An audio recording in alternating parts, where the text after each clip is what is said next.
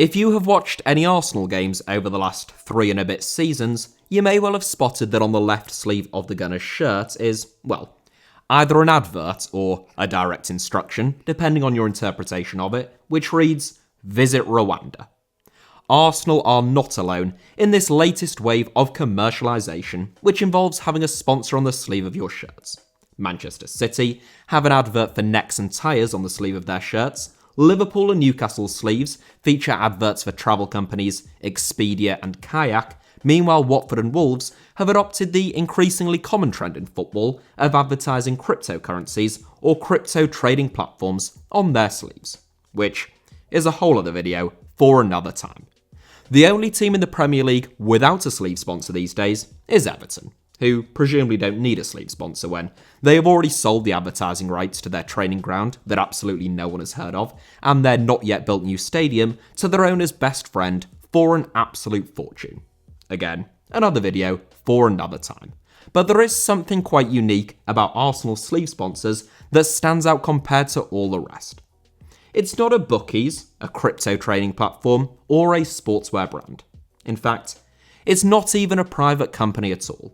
No, the left sleeve of Arsenal shirts is sponsored by a country, or more specifically, the Rwanda Development Board, which is just a Rwandan government department. Arsenal are not the only football club to get the Visit Rwanda treatment. There is also PSG. You won't find Visit Rwanda on the Parisians' shirts during games. No. The sleeves of PSG shirts are strictly reserved for the advertising of a state-owned Qatari bank, but you will find the slogan fairly prominently displayed on the back of most of PSG's famously popular training attire, which has become a hit with consumers following the club's link-up with Nike and the Jordan branding. Here is one such example being modelled by one of PSG's better-known players.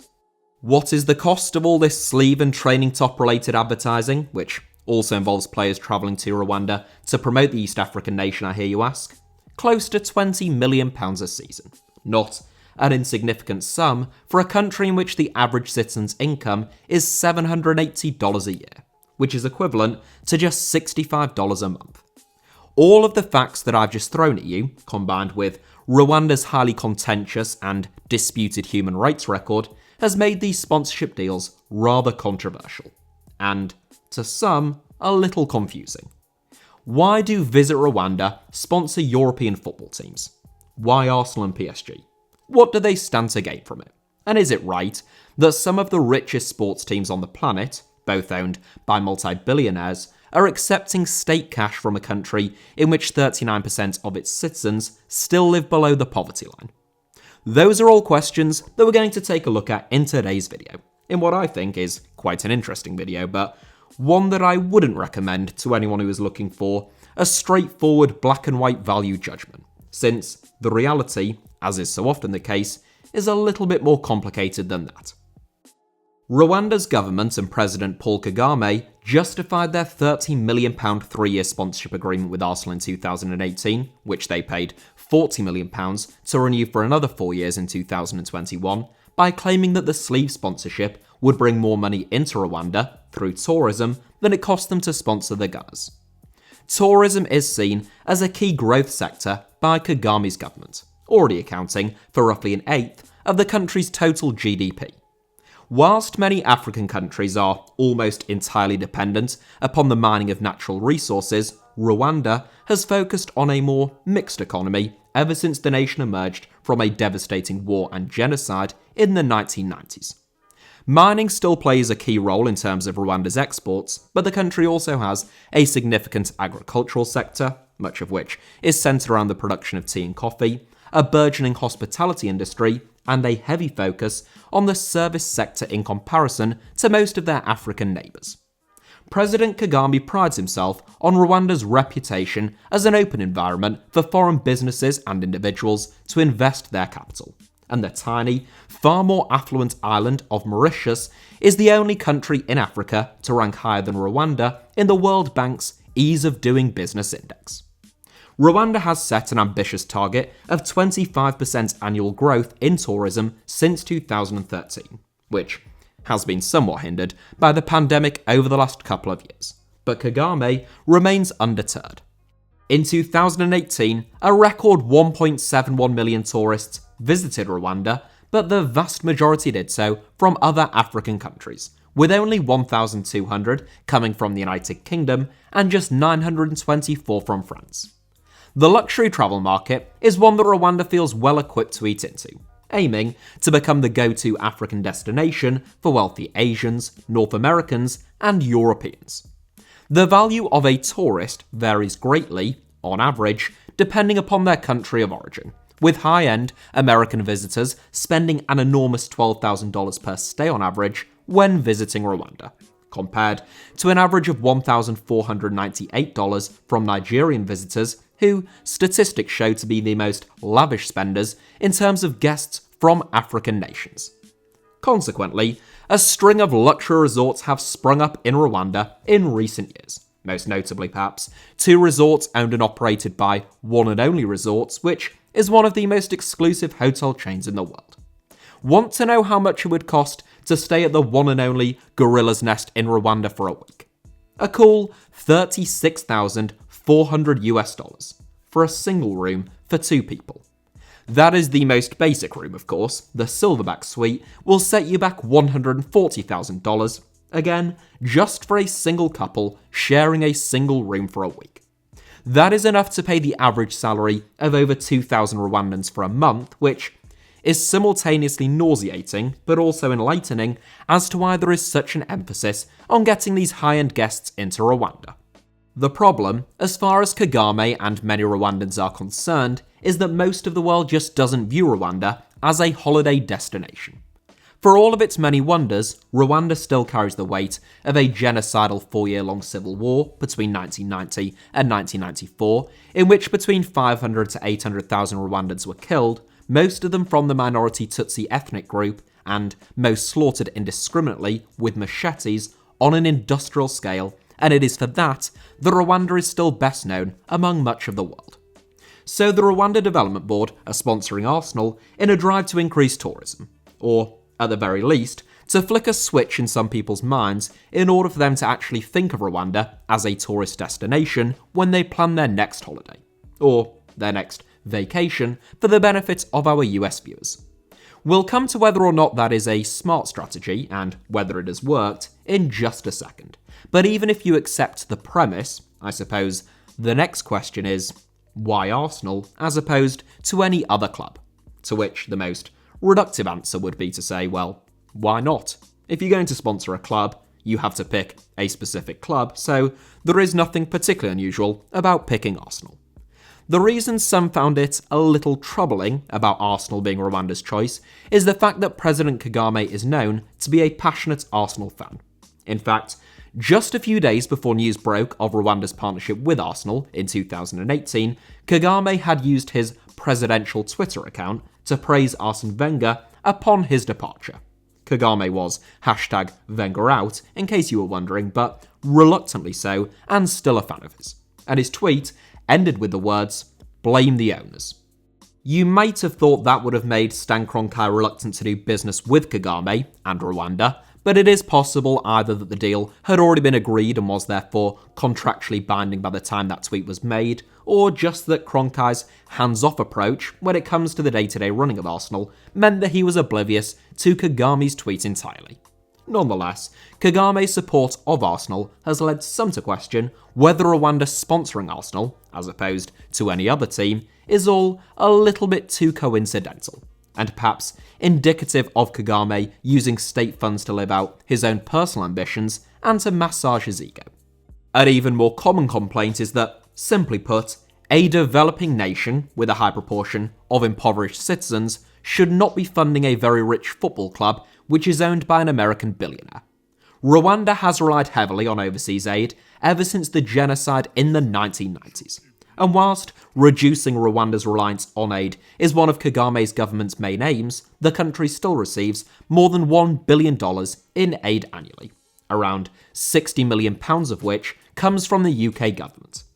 That prompted outrage in some quarters, including from one MP in the United Kingdom, over the fact that the UK was providing Rwanda with £60 million of aid, and Rwanda was then spending half that amount sponsoring a Premier League football team. In truth, That framing, used by some, is a bit misleading, since the overseas aid that Rwanda receives is reserved primarily for key aspects of human development like infrastructure, health, and education, and it is used for that purpose, with the £30 million and subsequent £40 million spent sponsoring Arsenal coming out of Rwanda's own centralised tourism budget. Nonetheless, there will be some who are uneasy with that chain of events, even if they aren't completely interlinked, as one or two newspapers in the UK falsely portrayed them. Also, there are plenty of reasons why Rwanda would choose to sponsor Arsenal rather than a number of other Premier League teams, aside from the fact that Kagame supports them. For a start, Arsenal are the best supported Premier League team in Africa, or at least they were according to data published in 2015, and whilst that is likely to have waned a little bit due to the Gunners' struggles and the success of other teams during that time, they've also signed Pierre-Emerick Aubameyang since then, along with the most expensive African footballer of all time in the form of Nicolas Pepe. So perhaps it would not have waned as much as you might think.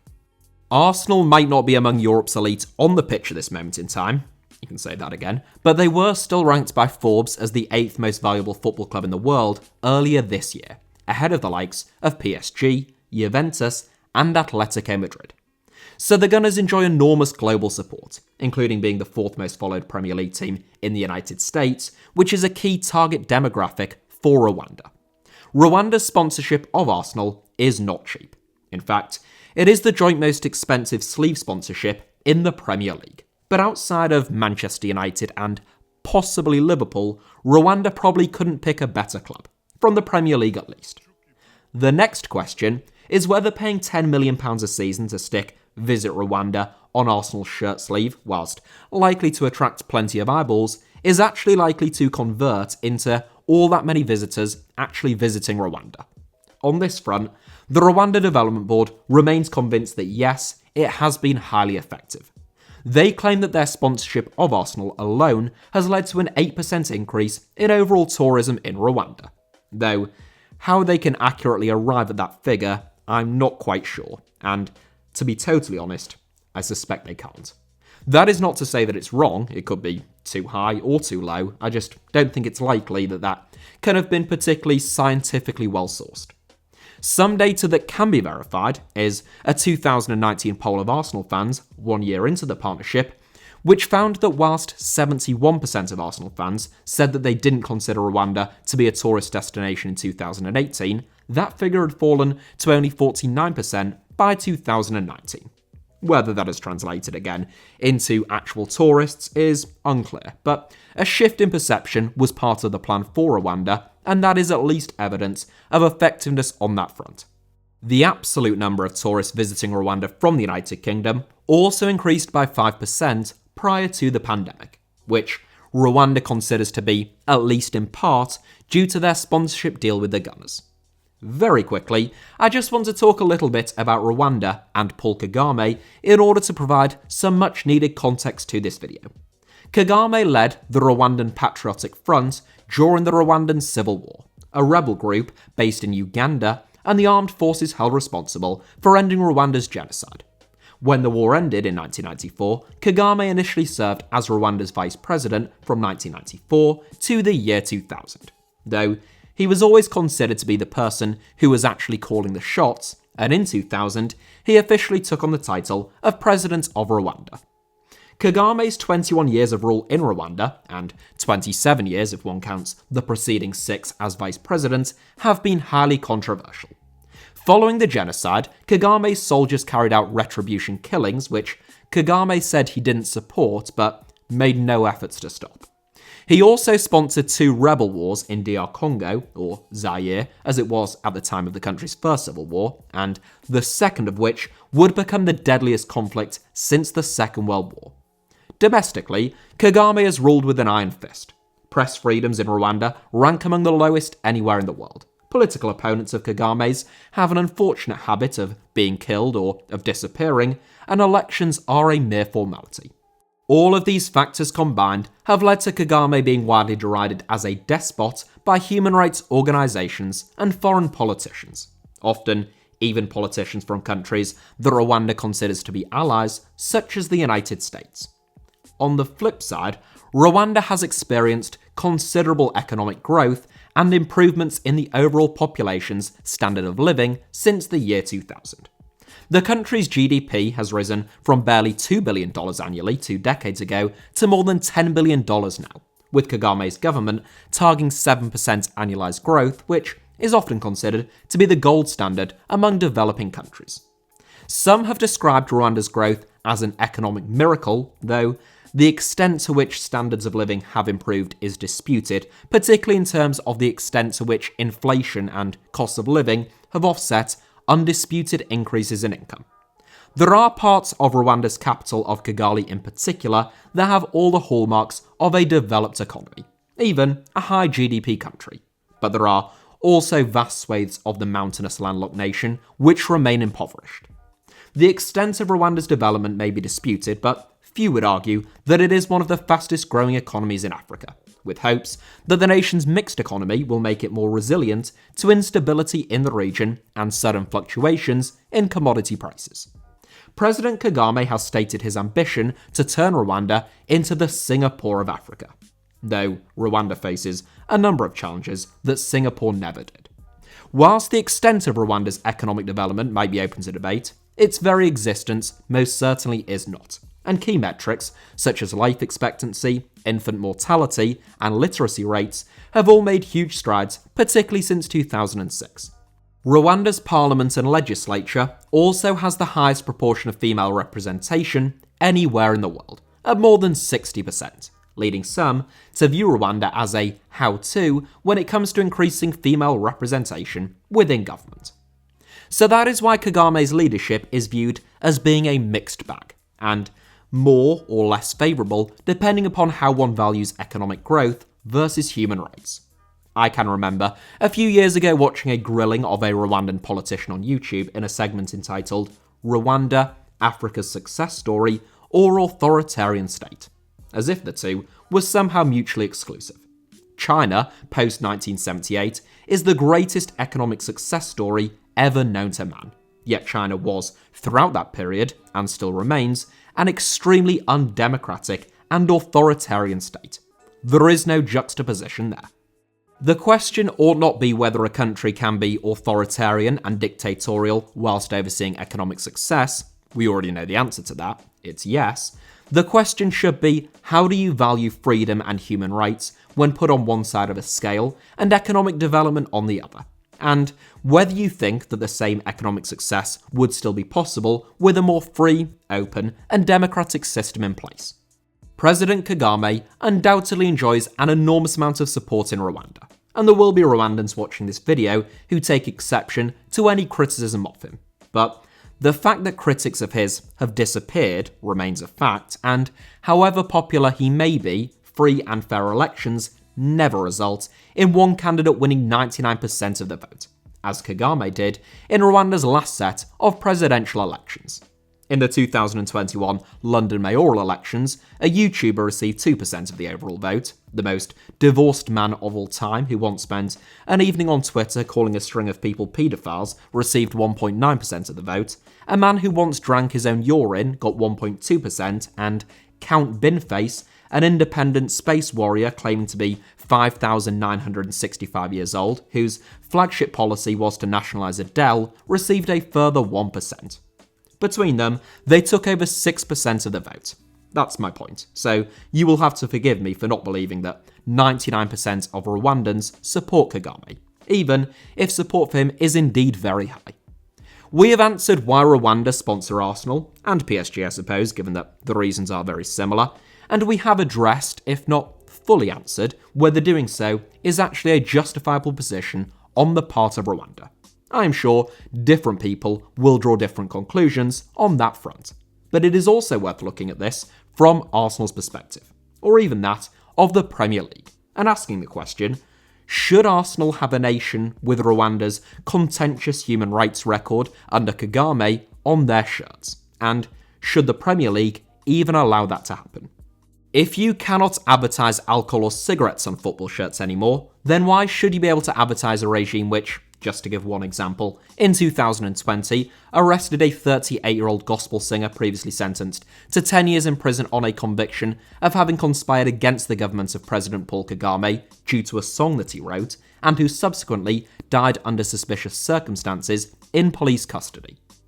I think most people agree that cigarettes and alcohol can be harmful, but I suspect the family and friends of Kizito Mihigo and other assassinated or disappeared Rwandan dissidents feel the same way about Paul Kagame and the Rwandan government. If Arsenal are able to justify Visit Rwanda's sponsorship on account of it attracting tourists to Rwanda, which improves the economic conditions of people in Rwanda, then that is fine. But how far do you take that argument? Would Arsenal feel comfortable being sponsored by, let's say, the Assad regime in Syria, or perhaps Kim Jong-un's dictatorship in North Korea? Given the amount of Gulf state capital that flows through the English game every season, there is very little reason to believe that they wouldn't. Or at least, only that they would refuse for reasons of optics rather than any squeamishness surrounding the morality of taking money from murderers, despots, and psychopaths. To be clear, I am not putting Paul Kagame in the same bracket as Bashar al-Assad or Kim Jong-un, nor am I saying that the situation in Rwanda is comparable to that of Syria or North Korea. As I said, I am taking the argument to its logical extreme, rather than claiming that they are like-for-like scenarios. The reality is that it is far too simple to label Paul Kagame as being nothing more than a strongman, as many international observers have done. But it is also far too simplistic to say that he is simply a benevolent technocrat, as his defenders in Rwanda like to claim. Kagame is both.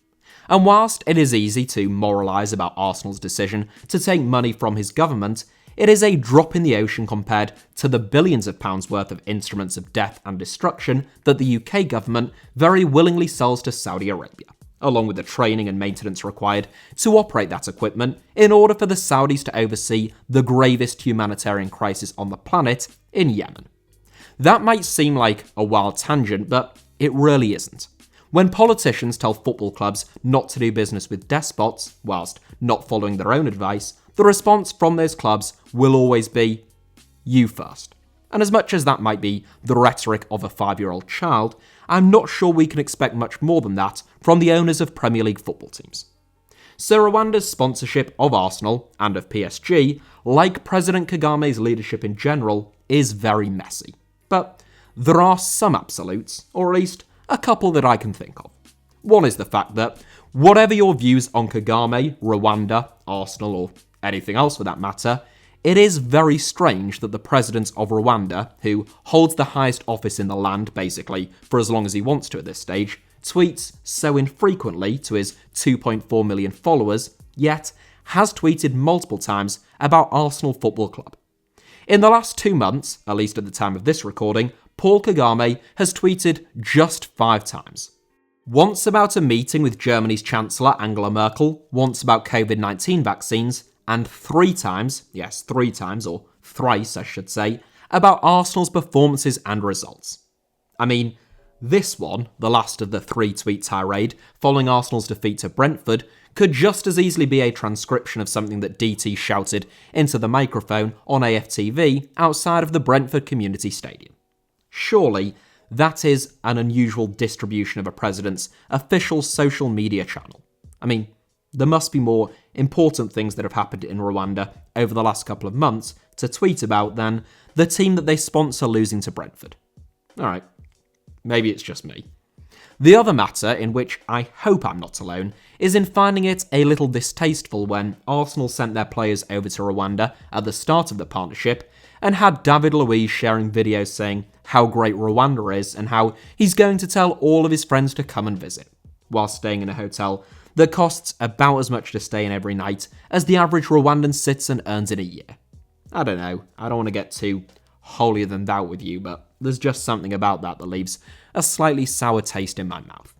Anyhow, that is it for today's video, which was somewhat disorganised, but there was a lot to get through and I wanted to always relay it back to Rwanda's football sponsorship while still providing adequate context.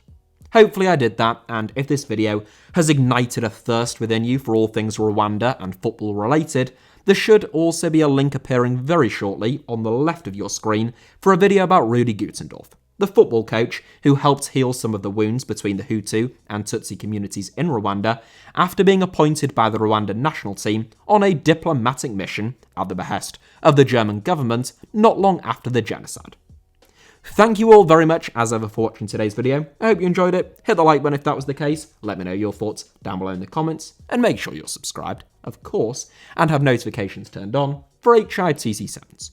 You can also find me on social media on Twitter and Instagram by the username at HITC Sevens on both, should you wish to do so.